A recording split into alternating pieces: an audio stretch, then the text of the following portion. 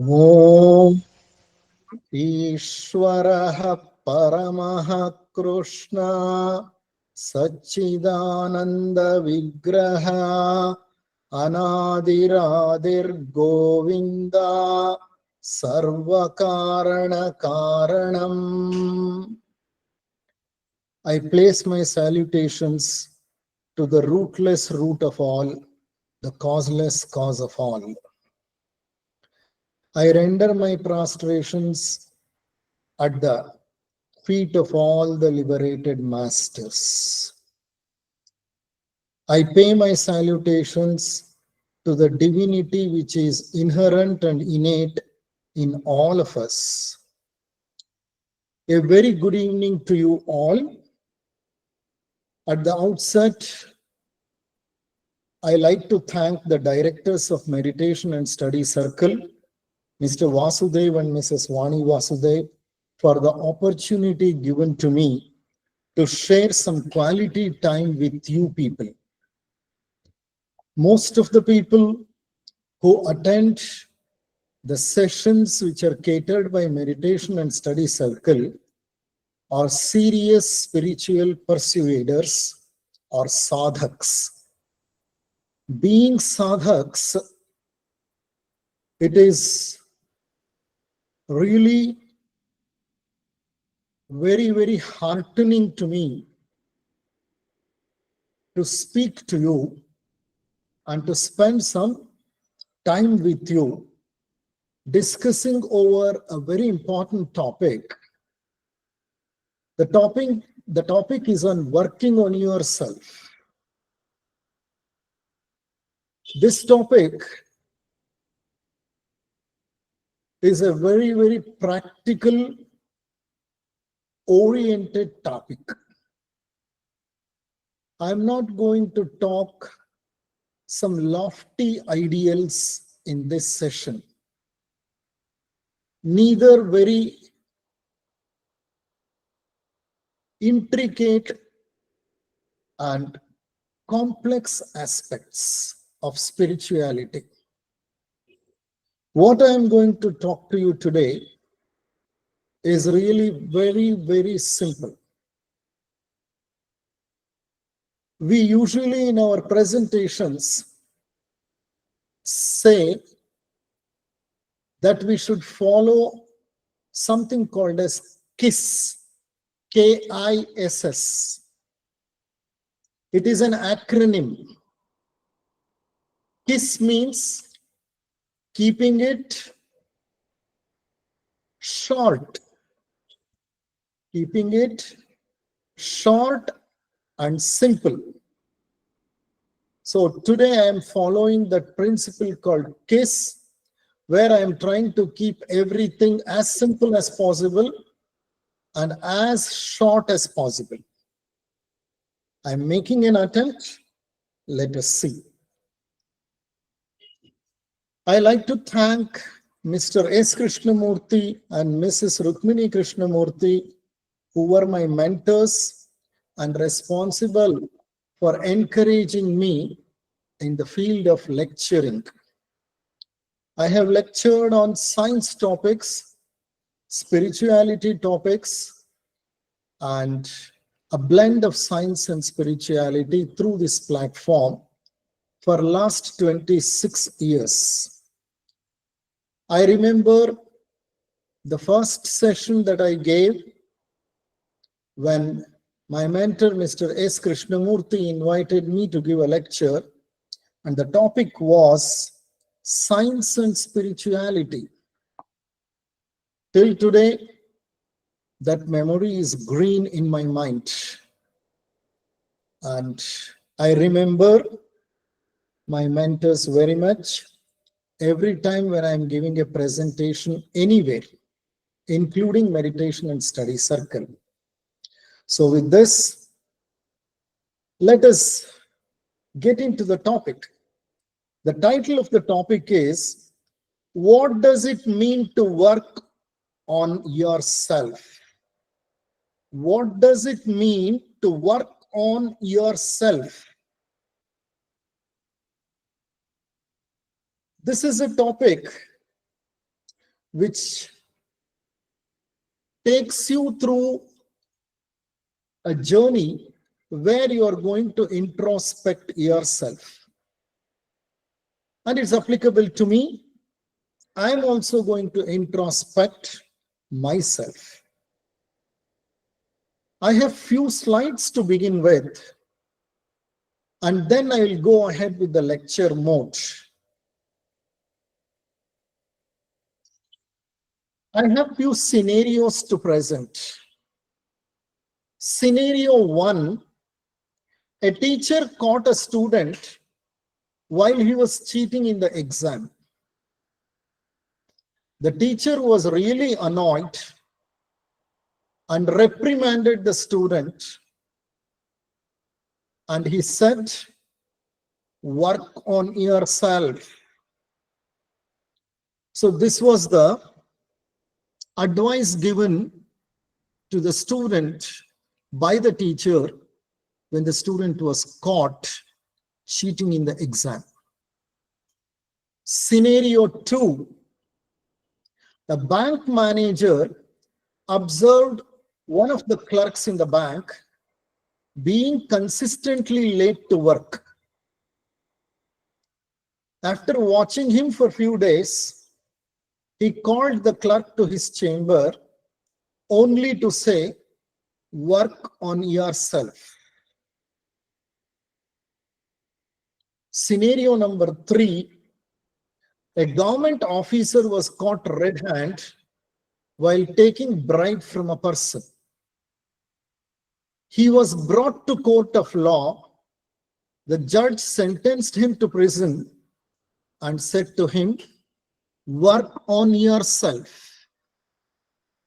Scenario number 4, a student felt jealous of his friend looking at his academic growth. He expressed his jealousy by stealing the practical record book of his friend on the day of exam. His professor came to know about it. He called the student and said, work on yourself. So, what does work on yourself means? When you go through these 4 scenarios, probably you have an idea what exactly the teacher, the bank manager, the judge in the court, and the professor are saying. They are saying, there is something wrong with you.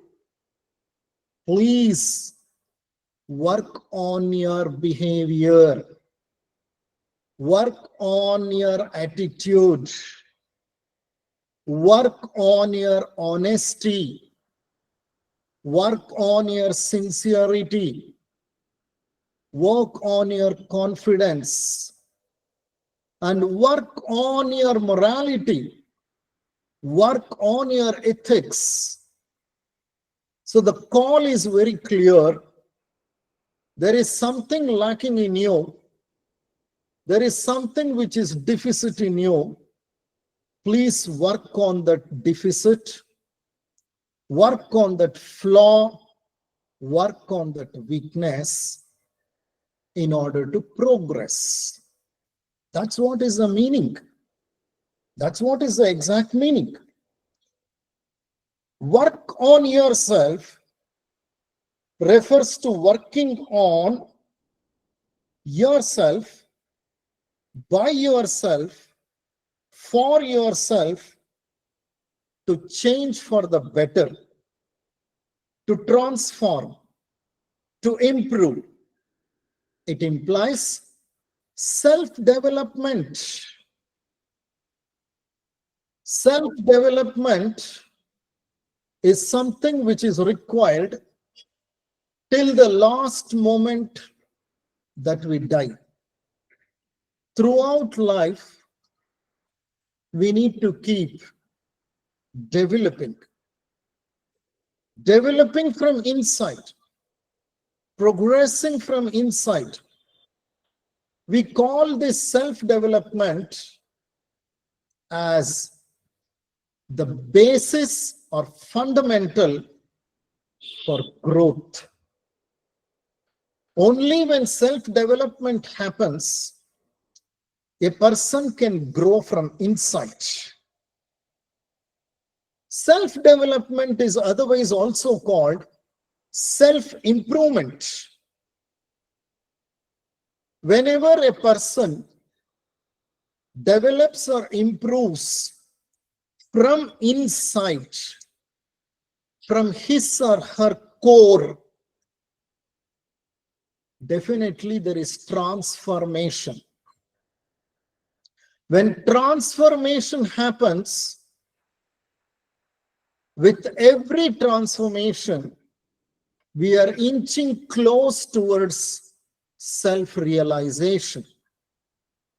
And ultimately, self-realization is our utmost goal. That is what we aspire.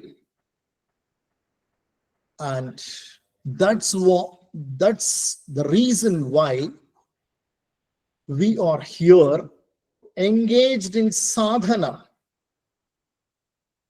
Self-development is the need of the hour. We all have some deficits.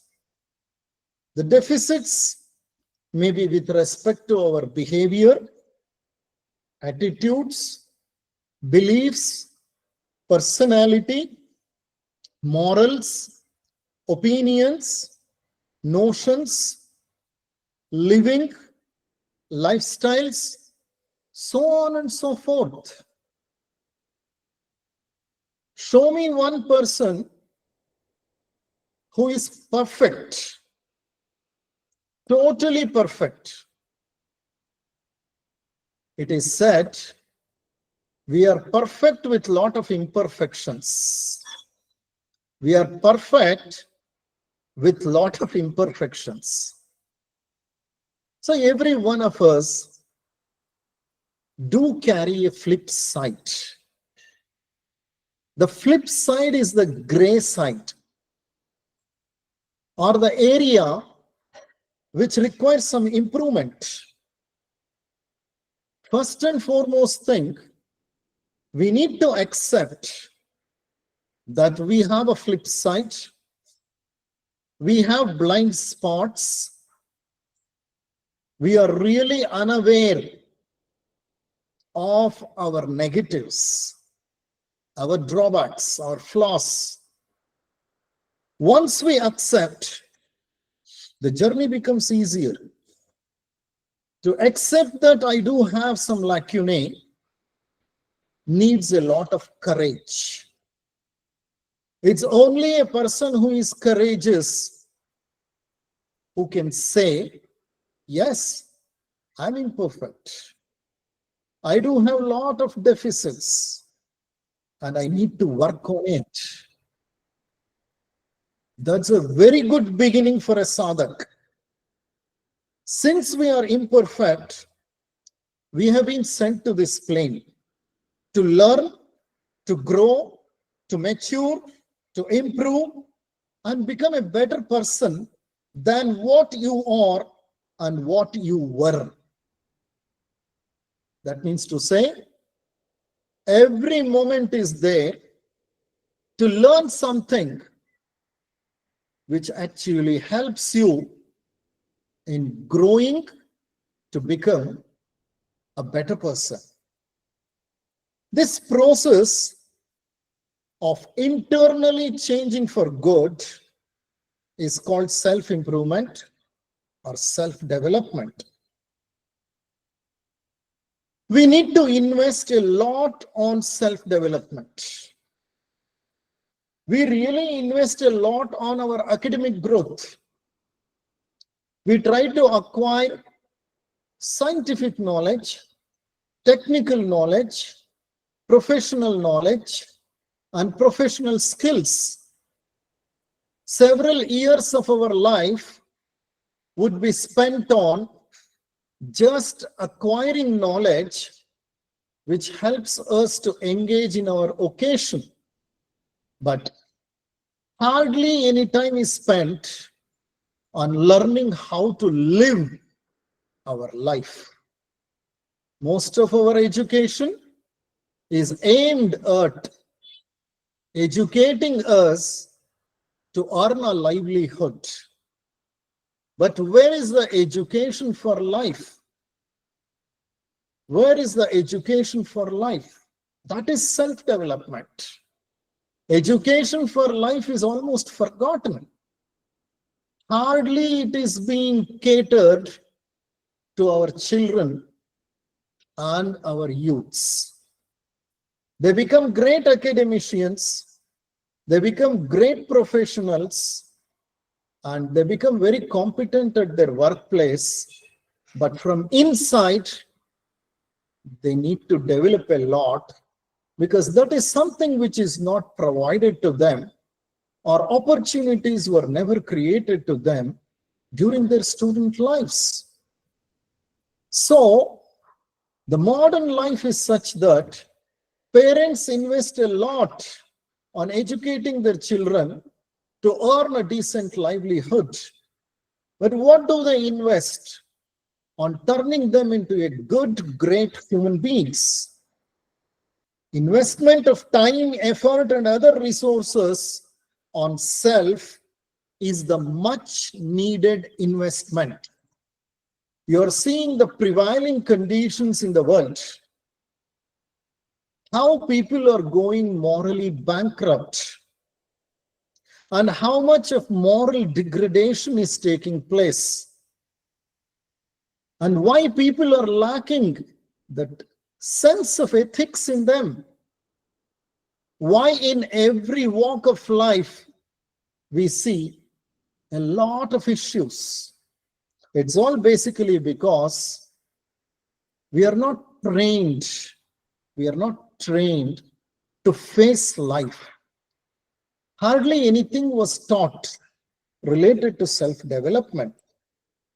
Hence, it's high time that a lot of investment has to be done on self-development. It is the best investment, and it is for the good of humanity in future. If you want to see a better future, a better life, you have to invest on yourself. Spend some time, spend some efforts, and work on yourself, because self-development is very much doable. It is not something which is non-doable. It is very much doable. A lot of people have walked that path of self-development, and they became great people who really helped humanity in their life. If there are so many examples which clearly gives an idea that self-development is doable, desirable, and very much needed, then why not we people engage seriously in self-development? I like to quote a Sufi saint by name Bayezid. Sufi saint Bayezid gave one wonderful anecdote. It's a small story of himself, his own life and his own life experience he shares with all of us. I will present this anecdote in his own words. In the first person I am going to talk now, and it is Bayezid who is talking now. I was a revolutionary when I was young, and all my prayer to God was, Lord, give me the energy to change the world. So, as a young aspirant, Bayezid prayed God every day, "Oh God, give me the energy to change this world." But then what happened? As I approached middle age, I realized that half of my life is gone and I have not been able to change a single soul. So I changed my prayer. Bayezid says, he reached middle age and he realized that he could not change even one single soul. Then he prayed God and he changed his prayer. What he started praying at the middle age? He said, "Lord, give me the grace to change all those who come in contact with me. Just my family and friends, and I shall be content. Oh God, since I could not change even one single soul till now, I have arrived at my middle age. It's high time. Please, please give me the grace to change at least those who are in my contact regularly. My family members, my friends. At least let me change them." But then this prayer was in vain. He reached old age, and in his own words, I'll say what he said.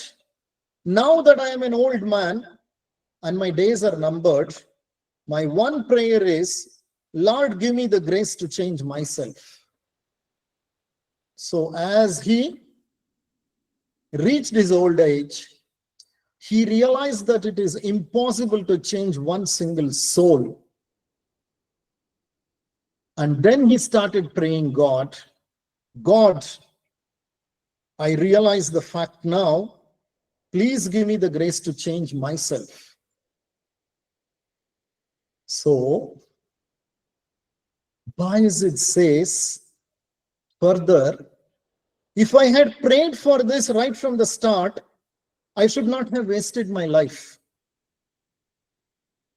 If I were only to pray like this, "Give me the grace to change myself," today I wouldn't have regretted. I wouldn't have wasted my time and my life.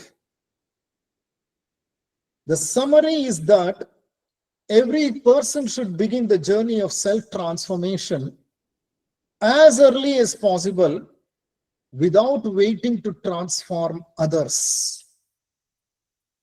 Please don't carry an idea that you have come here to transform others. The most important thing is transform yourself first. In our self-transformation process, if others get inspired, let that be. You don't intentionally try to change others, transform others. It's none of your business. You try to change yourself and transform yourself. In the process, as you self-transform, if others get inspired, let them get inspired. But that's not your motive. The motive is to change yourself from inside. But one should not even have a stray idea of trying to change others. Changing others should happen automatically as you change your life from inside. By setting an example, it's not by speaking, it's not by teaching, it is by setting an example. If other people notice the way you are leading your life and get inspired, let them get inspired. But intentionally, you don't try to engage in transforming the others. It's none of your business. You master the life. Let that influence others. If it has the ability to influence, When you start mastering your life, if it can influence others, and if it has the ability to influence others, let it influence. That's how one should lead life, focusing more on self-development and not engaging in transforming others. Why will the bird sing? The bird doesn't sing to impress others.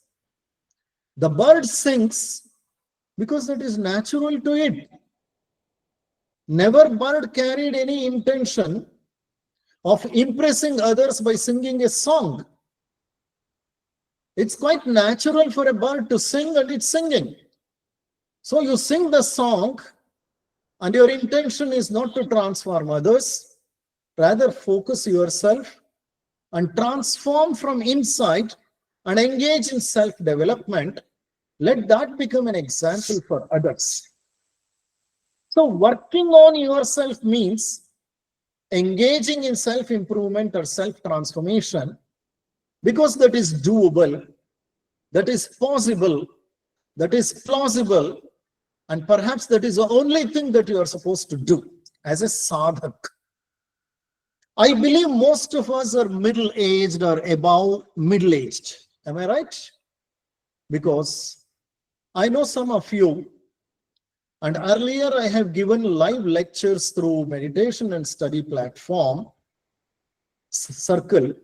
And I know very well a lot of people who attend these lectures are either middle-aged or above middle-aged. We are all middle-aged or above middle-aged. That means to say we have substantial experience of living in this world. Please let me know, out of your experience, is it easy to change the world or people? In my experience, I have found it is increasingly difficult to change the people and hence the world. When I am riding my bike, I see a lot of people spitting on the streets. I have seen several auto rickshaw drivers, truck drivers, bus drivers, and pedestrians spitting anywhere and everywhere on the street. I have observed it even during COVID time. Is it possible for me to change them? I made few attempts only to take their wrath. That's all. I had to receive their wrath. You can't change people. You can't change this world so easily. In my experience, I have found it's increasingly difficult to change the people and hence the world. I always get disheartened and disappointed when I try to change the people to be better. After several futile attempts, one day I listened to my inner call, which said, instead of working on others, it's better you begin working on yourself. So I started learning a lesson there.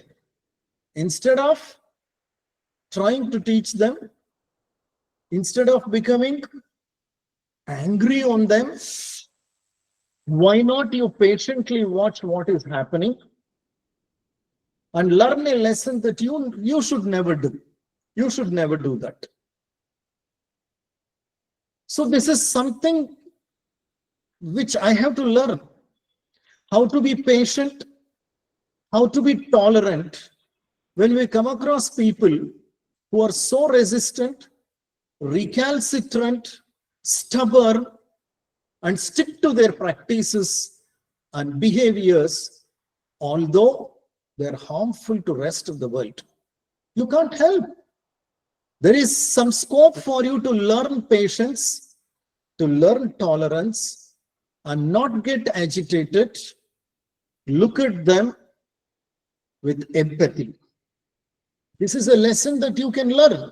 This is what is called self-development. Instead of working on others, it's better you begin working on yourself. Probably working on yourself sounds something which is more realistic. It is possible, because the locus of control is internal. Working on others, the locus is outside or external. But working on yourself, the locus is inside or internal.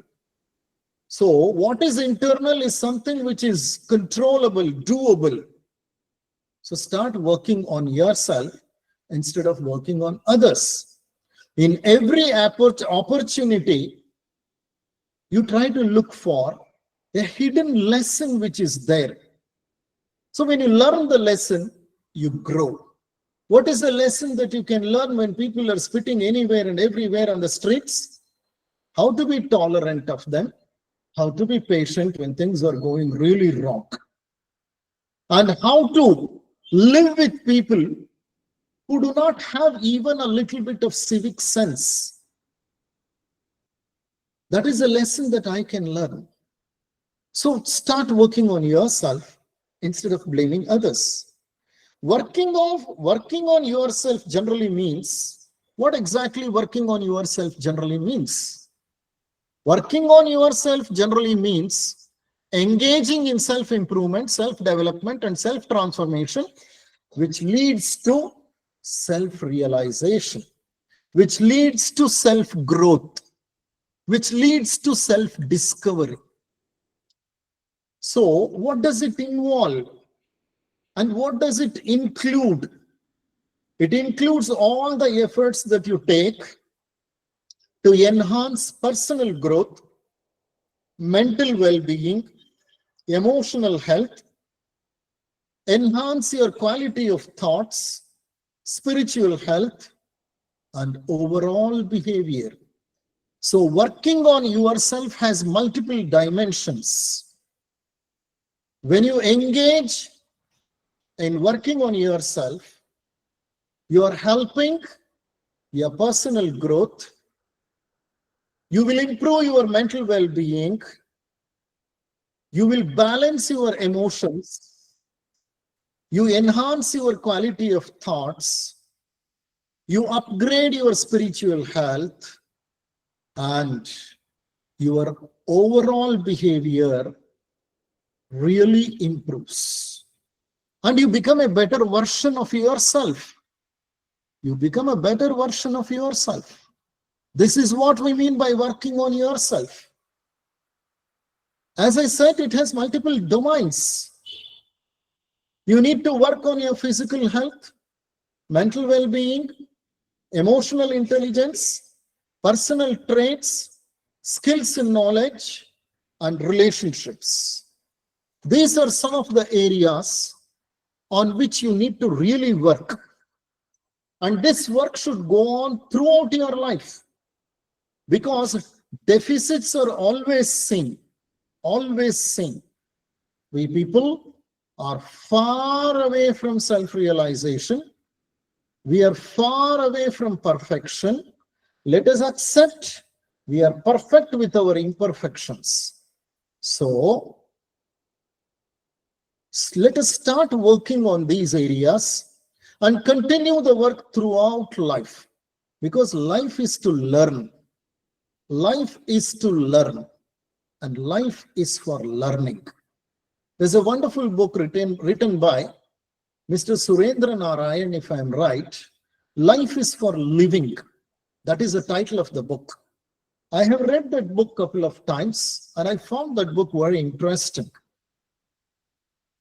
Life is for living. Yes, life is for living. When are you said that you are living?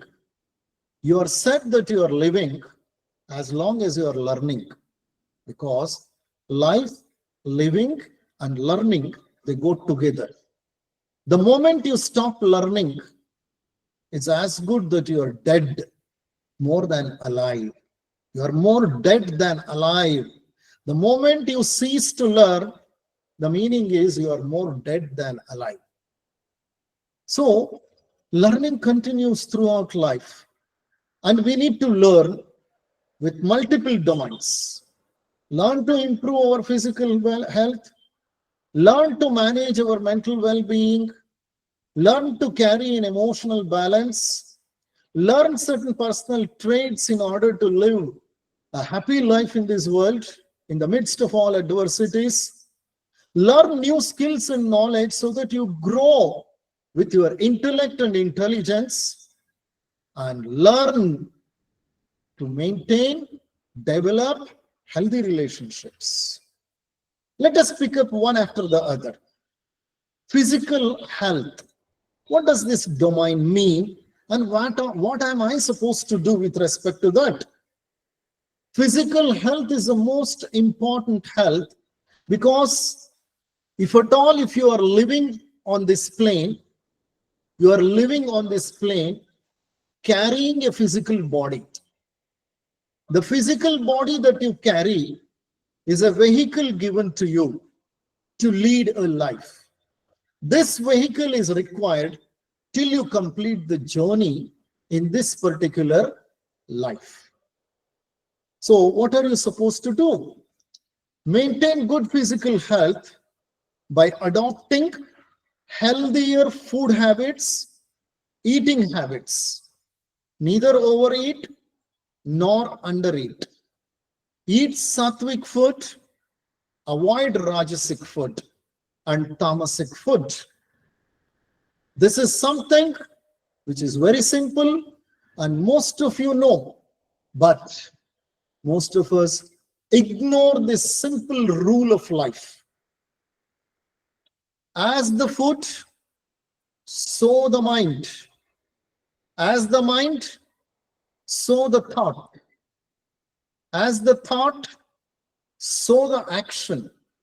As the action, so the consequence. So everything begins from food. Whatever consequences that you face in life, they are majorly originated through the food that you eat.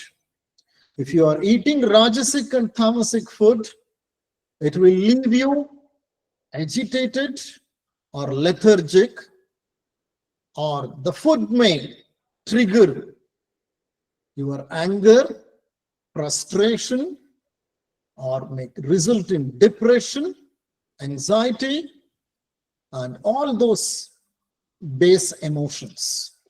So please be watchful and start an exercise routine every day.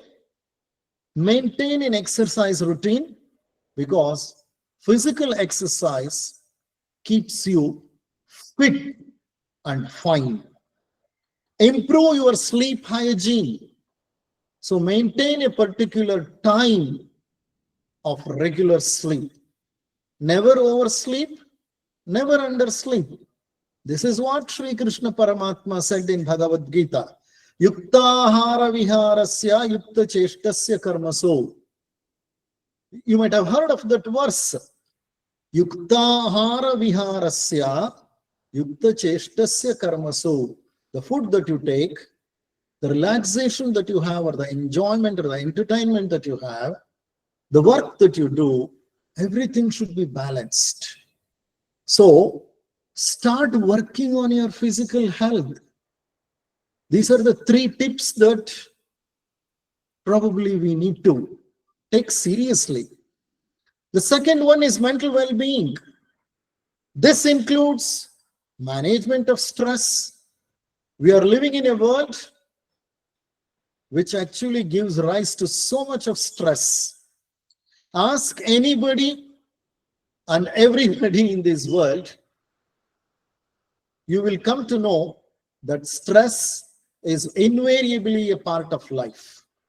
We need to accept it, because the world is very, very competitive. In a competitive world, even if you run, you will not be able to move forward. You'll be able to occupy the same place, at least where you are. You have to run in order to be there where you are. That is the way this modern world is working. If such is the case, accept stress. Some amount of stress is even otherwise required. It's called as healthy stress, otherwise called eustress. Eustress is required for us to motivate. motivate to engage in our day-to-day work and to meet our goals. So some amount of stress is required, but a lot of us do have excess stress, but we need to know how to handle stress. Management of stress, practicing mindfulness, being in the present most of the times, not lingering in the past or dreaming about future. Remain in the present because that will improve your mental well-being. And develop coping mechanisms in the event of negative thoughts and emotions. We are all human beings, still in the primitive stage of sadhana. We do get base emotions. We get annoyed. We are at times frustrated. We are depressed. We are anxious. And we carry a lot of base emotions at times. But please recognize the base emotions as soon as they arise and handle them. If you don't handle the base emotions, they start handling you and your life. Please remember, in life, there is one simple formula. What you fail to handle, that will start handling you. If you fail to handle your anger, anger will start handling you. If you fail to handle your anxiety, anxiety will start handling you. And this gives rise to a lot of health issues, a lot of physical problems, and a lot of emotional issues also. The third domain is emotional intelligence. EI is a great concept. A lot of tools, a lot of indicators and indices are developed to assess emotional intelligence. The present world majorly requires emotional intelligence to deal with day-to-day issues, forget professional issues, because we are living in an era where there is so much of emotional disturbance and turbulence. What does emotional intelligence, enhancing emotional intelligence involves? It involves understanding and managing of one's emotions. You need to recognize the emotions that are welling up from within you or welling up within you. Keep watching the emotions. That means to say you need to be present. If you are carried away by the impulse at that moment, then probably you will not be able to recognize it. So understand and manage your own emotions, which we rarely do. And emotions keep attacking us every now and then. As well, recognize and respond to others' emotions. It's not only that you learn to handle your emotions, please learn to handle and recognize emotions of others. This is very, very important. And most of us do fail here. Most of us, neither we recognize and manage our emotions, nor we recognize and reciprocate to others' emotions. When this happens, emotionally we lag behind and we create an emotional imbalance. And this disturbs your psyche very much. Your emotional intelligence is required even to develop empathy. You should also learn something called as listening to others actively, not passive listening. When people speak, listen to them actively. When you actively listen, there is so much to learn. When you passively listen, you react to the situation instead of responding to the situation. And one should learn communication skills because they are very, very important to convey the message in a clear manner. And if you are good at communication, you can avoid a lot of scuffles in workplace as well at home. So this is something which you have to learn. This is an area for self-development. How good you become with respect to all these things. There are some personal traits which you have to learn. Develop traits like tolerance, patience, kindness, confidence, tactfulness, perseverance.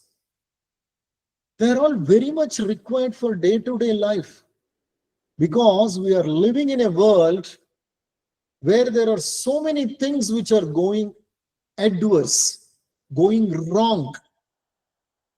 In order to live with people, many times you require these traits. You come across reckless people, insane people. You also come across people who are really ignorant, and people who are actually very stubborn and recalcitrant. When such things happen, when you come across such people, you need to have these traits like tolerance, patience, kindness, confidence in facing such people, dealing tactfully with those people, and perseverance. When something goes wrong, you need to carry that perseverance, which is very, very important. Addressing negative emotions and thoughts under personal traits. How do you face and resolve negative emotions and thoughts? Anger management, conflict resolution, conflict resolving skills, we say. One should develop conflict resolving skills. There are different levels of conflicts. First order conflict, second order conflict, third order conflicts. So when conflicts arise, they're inevitable. When you are living, you can't avoid conflict. Conflict arises, but be watchful. Be watchful. Recognize the conflict and carry some conflict resolution skills, or what you call conflict resolving skills. Conflict resolving skills. These are certain areas where you need to work upon. They're the personal traits. There is full lifetime for us to learn all these things. They were never taught during our student days. All the time they taught science, social sciences, environmental sciences, political science, Kannada literature, English literature, trigonometry, which I never used in my life after PU. I never came across sine square theta, cos square theta is equal to 1. See, instead of those, why not actually a curriculum is developed where education is given for facing life? When youngsters come out of their education, they'll be really bewildered and shocked, because what they expect and what is in reality present, there is a breach. They would not be able to take up that particular shock, and they start compromising with whatever is a situation, and in the process, they get into moral degradation and ethical devastation. So I seriously think self-development is something which needs to be incorporated into school curriculum. School curriculum. The children should be trained and they should be taught how to face real life situations. Real life situations. Okay. The next domain is skills and knowledge.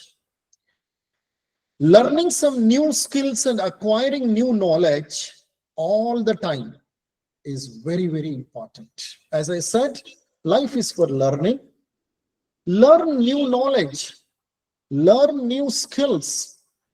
The whole life is there for us to learn. As we keep learning, we keep growing. It is said learning is a joy. Learning is a joy. Only people who are seriously engaged in learning, they know how joyful it is. When they learn something very new, how happy they feel, how wonderful they feel. See, in education, there is a principle called constructivism. It's a great concept in education. What is constructivism? Constructivism is a concept which says you keep learning step by step. Like a child starts learning step by step. You might have seen children playing puzzle where they join the tits and bits which are there in the puzzle, and by the time they finish that game, they are so happy about it. They learned it.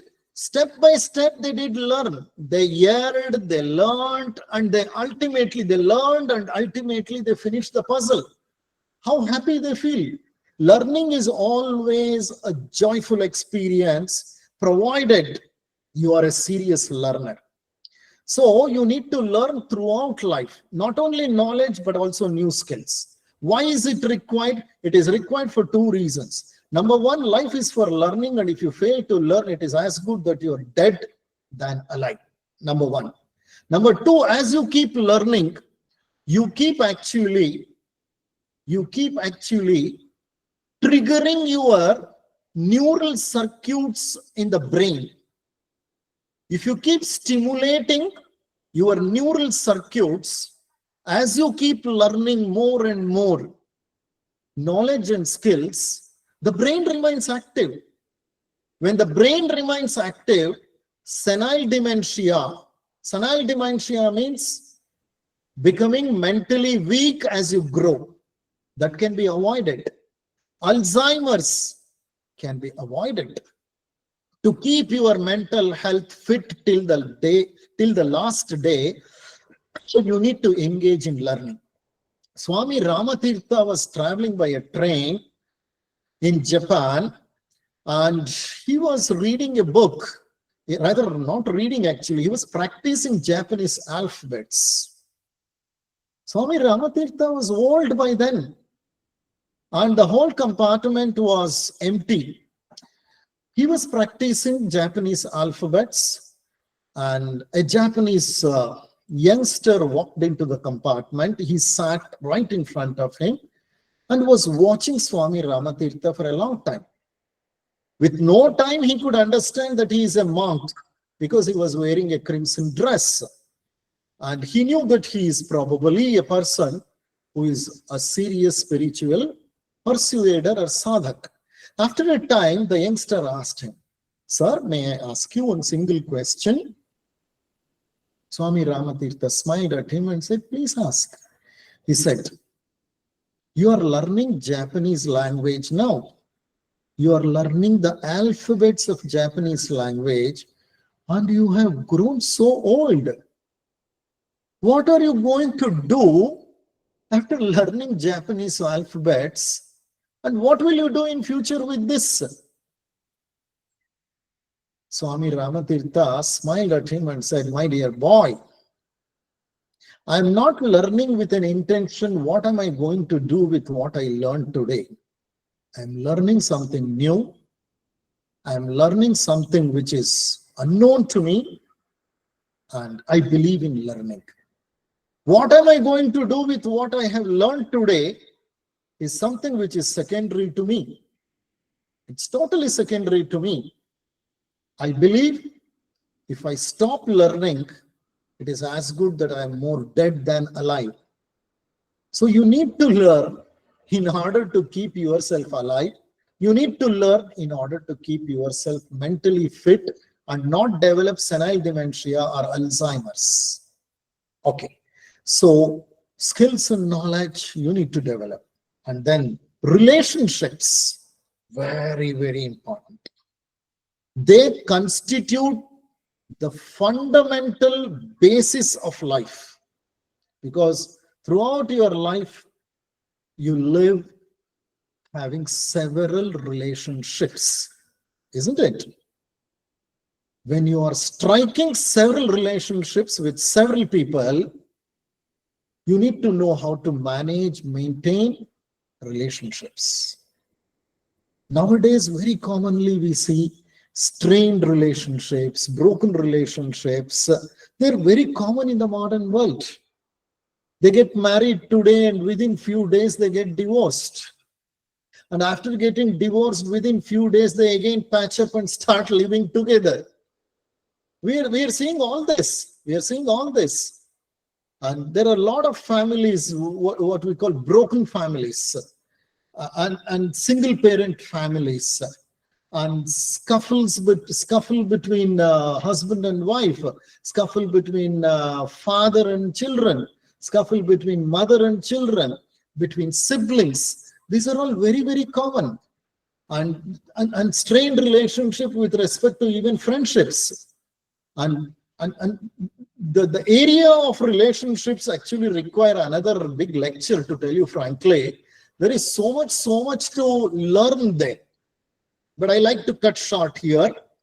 Strained relationships, broken relationships are very common in the modern world.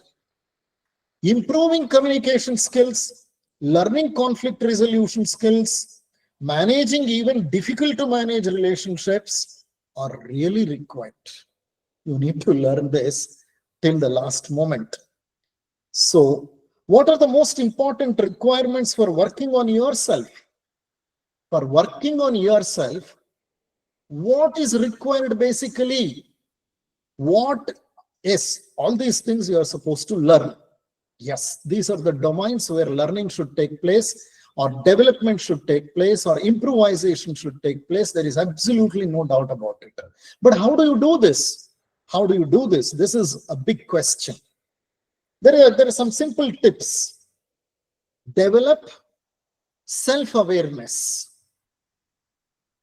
Become self-aware and start self-reflection.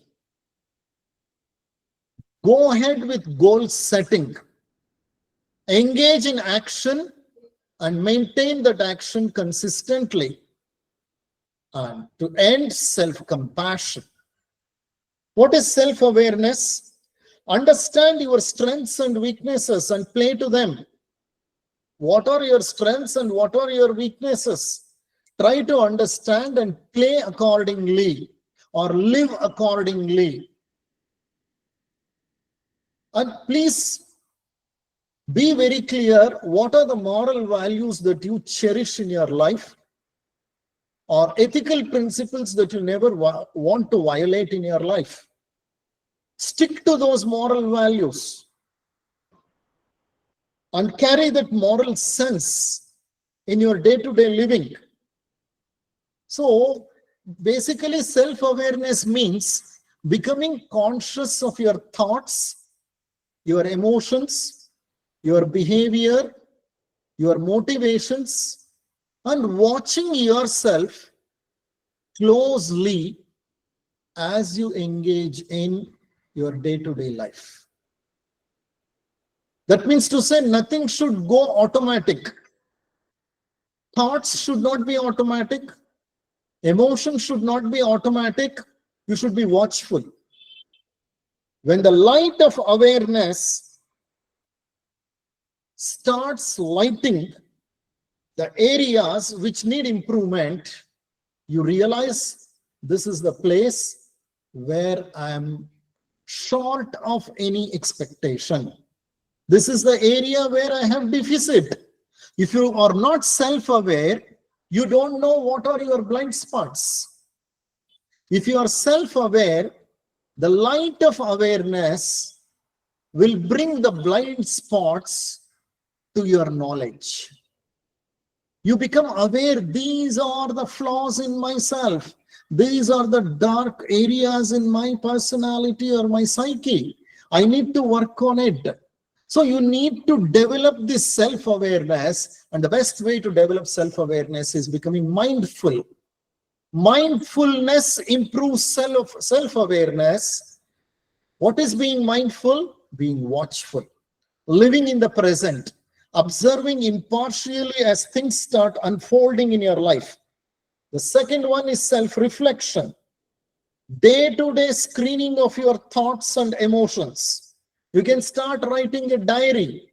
As you start writing a diary, probably whatever thoughts and whatever emotions that popped up in your mind today, they get translated into your book.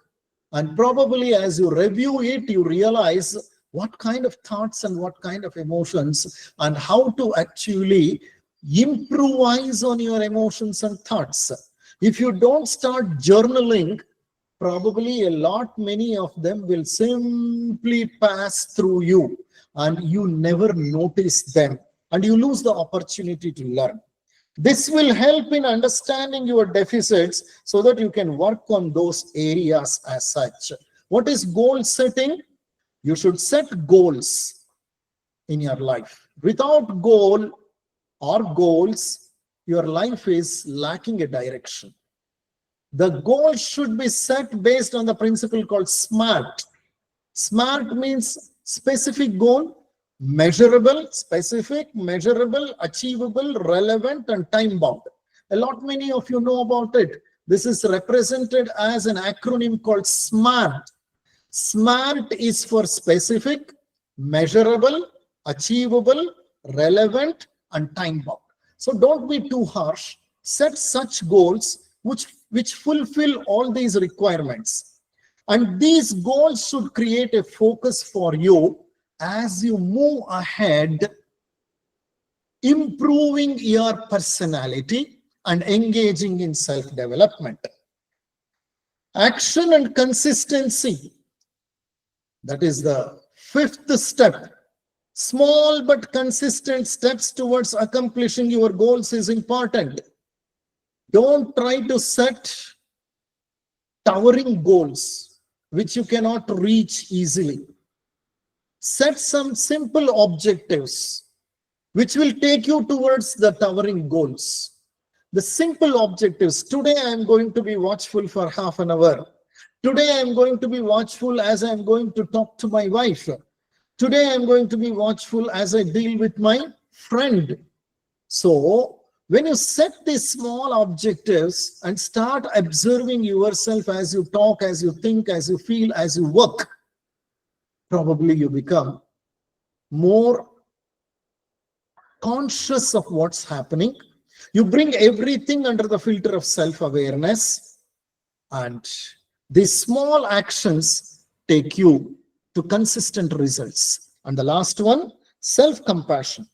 Self-compassion is something very much required because self-development is an ongoing process. It's an eternal process and it will never end. Why it will not end is we do not become perfect so fast because a lot many of us do have imperfections which are not even known to us. Not even known to us.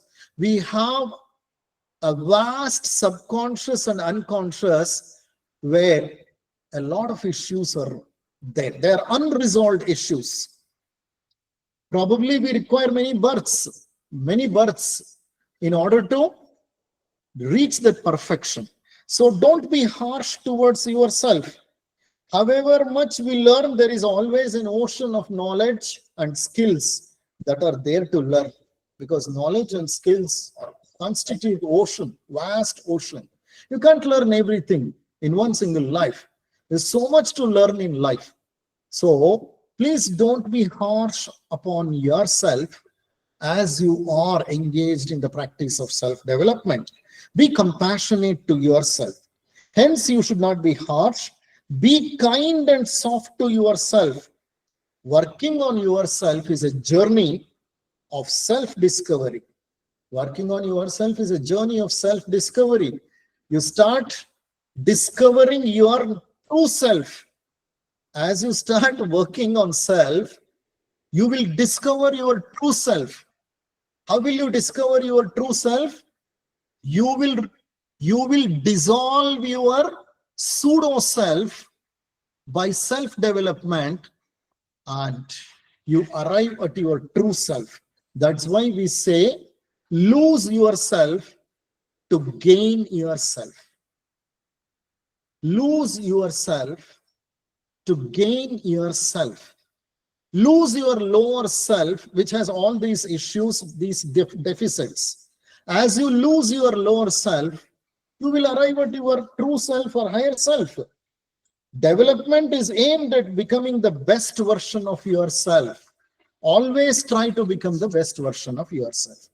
With this, I like to tell the key to self-development is self-observation. A keen interest in observing oneself at most of the times. Be an observant person and start learning with all that zeal. Whatever is your age, learning is not beyond. You can keep learning even the last moment, as Swami Ramatirtha says. So keep learning. The most important thing to learn for self-development is to become aware of the fact that I am not this physical body.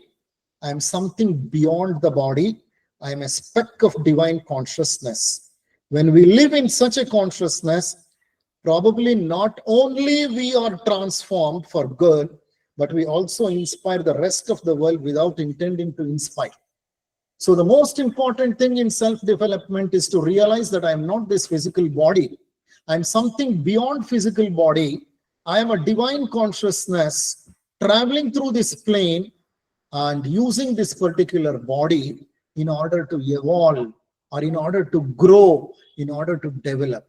When you understand that I am not this physical body, I am not my emotions, I am not my thoughts, I am a speck of consciousness who is on a travel. I am a pilgrim. I am a pilgrim and I am the divine consciousness. When you start realizing it, probably you start transforming yourself. And as you transform yourself, without your knowledge, you're inspiring others. And they get inspired without you directly inspiring. With this, I just like to quote one small incident that happened in Swami Vivekananda's life and try to finish off this particular discourse. Swami Vivekananda, you all know, a great Indian saint who left an indelible mark on the world thought line. He was and is a source of inspiration for several youths. Once when he was in Calcutta, a boy came to meet him with his mother. A young boy came along with his mother to meet Swamiji. Swamiji asked him, "My dear boy, you have come to meet me. What do you want to say? Do you want to say something to me?" The boy said, "Swamiji, please teach me spirituality."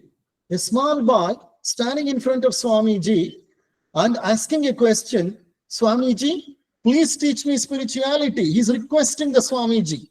Swamiji was surprised because the boy was very small. Small in the sense he was a very young boy, and such a lofty desire in such a small boy is something very unusual.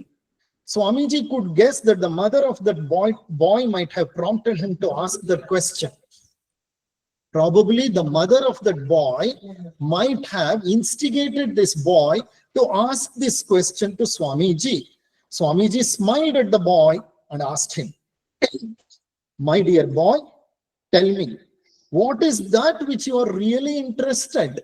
So Swamiji could understand that this is just a desire which is expressed in front of him based on what this boy's mother said to him. He is not really interested in it. Swamiji could guess that. So he asked, "What are you really interested?" He said, looking at his mother shyfully, he said, "Swamiji, I am very much interested in playing football." So the Swamiji said, "No problem, go. Go and play football for 1 year and come back to me. I will teach you spirituality." So this is the way that great people do react to things, more than reacting, responding to things. So Swamiji said, "You go and play football for 1 year and come back to me. Afterwards, you finish off your desire, then I'm going to teach you spirituality." The boy happily went back to play football, and after 1 year, he came back to Swami Vivekananda. By then, he had grown physically into a strong and hard person. He was eager to learn spirituality from the Swamiji. Now he is physically a fit boy. He has grown also tall. He has grown physically. He came back and requested Swamiji, "Please teach me spirituality." Swami Vivekananda immediately said, "Look, I will teach spirituality through your game of football only. You love football, no? I will teach you spirituality through the game of football, which you love. To your football ground, there is a boundary marked, isn't it? Swami Vivekananda asked him. For your football, to play your football, there is a boundary marked everywhere around, isn't it? Within that boundary, you are supposed to play, isn't it? There are two goals on either side of the ground, and there are two teams, and each team has 11 players. The ball is going to be kicked by the players from one side to another side constantly. The team A will kick the ball towards team B, and the team B will kick the ball constantly towards team A. And there are two goals which are placed at two ends of the playground. The ball is going to be constantly kicked. Understand that the ball cannot escape itself from getting kicked as long as it is within the boundary limits. Please, do you agree with me? The ball cannot escape getting kicked as long as it is within the boundary limits. One or the other person from team A or team B will keep kicking the ball only, isn't it? The ball gets continuously kicked as long as it is within the limits of the boundary. If the ball goes out of the boundary, it will not be kicked. Do you agree that if the ball goes out of the boundary for any reason, the ball will definitely not be kicked then? What will be done to the ball? The ball will be rather carried over the head by the two hands, and then the ball is thrown inside the playground, inside the ground. So as long as the ball is within the limits of the boundary, everybody keeps kicking it. But the moment the ball goes out, there is so much respect to the ball. Nobody will kick the ball once it goes out of the boundary. They're going to carry it on the head, and they're going to throw that particular ball inside. Spirituality is also something similar to this. As long as you think that you are this physical body, and body is your limitation, you are bound to feel pains and pleasures. Look, spirituality is something very similar to it. As long as you think this body, you are this body, and this body is the limit for you or the boundary for you, then throughout your life you are going to suffer. You will have pains, you will also have pleasures. You will have to live with pains and pleasures as long as you carry the sense of physical body, or as long as you think that you are the physical body. They keep coming to you continuously. Pleasures and pains keep coming to you continuously because you're considering your body is the boundary, and you are living within the boundary, and you are equating yourself with the body.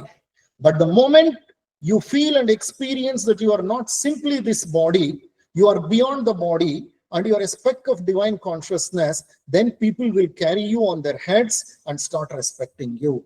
The moment you realize, you feel, you live like you are not this body, you are a speck of consciousness, and you are beyond this body, then everybody will start carrying you on their heads and start respecting you. That means to say, when you start living from your insight, from your soul, from your spirit, people will adore you. People who are aware that their spirits residing in the body will never equate themselves with their bodies. This awareness is spirituality. People who know that they are specks of consciousness, they are very, very clear that they are not this body, and they live beyond the body, and they live with a higher sense. Look, what a beautiful analogy Swami Vivekananda could draw out of football game and give that to that young boy, so that who could understand what is spirituality. Great people are like this. Mahatmas are like this. Saints and sages live like this. And whatever they see, they start relating it to spirituality. And they draw some message out of it. A simple football game looks so spiritual when such great people draw analogy. We have watched many people, many times people playing football. Never this thought came. Never this thought came. Why it did not come? Because we are not so self-aware. We are not so self-developed. That means to say, it's a long journey for us to tread. And hats off to Swamiji, a complex spiritual truth translated in such a simple way. and easily comprehensible or comprehensible way, this awareness is a sign of self-development. What kind of awareness? Awareness that I am not this body, I am not my emotions, I am not my thoughts, I am something transcending all this, and a speck of consciousness is the awareness which is required as you grow from inside and as you engage in self-development. Thank you very much for all the patients listening to me, and I thank the directors, Srimati Vani Vasudev and Vasudev, for this particular opportunity. Over to Mr. Vasudev.